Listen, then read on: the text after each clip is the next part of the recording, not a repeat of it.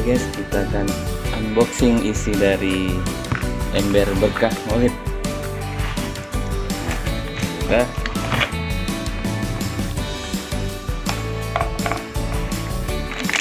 Ada ikan bakar, ada udang,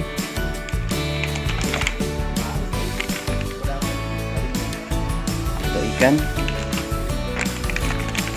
ini abon.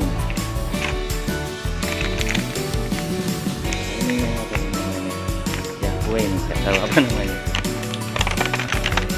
Telur Maulid, telur merah ini. Ini ada ikan lagi, jambol, ada ayam kecap, teman-teman.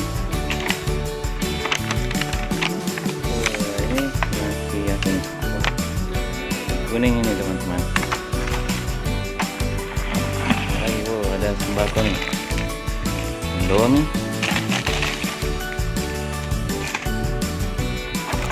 ada teh Sariwangi, ada acar, ini ada gula ini untuk bikin kopi teman-teman. Nah, ada ketupat, gas. Nah, alhamdulillah ada lauk ini teman-teman. Mari kita makan.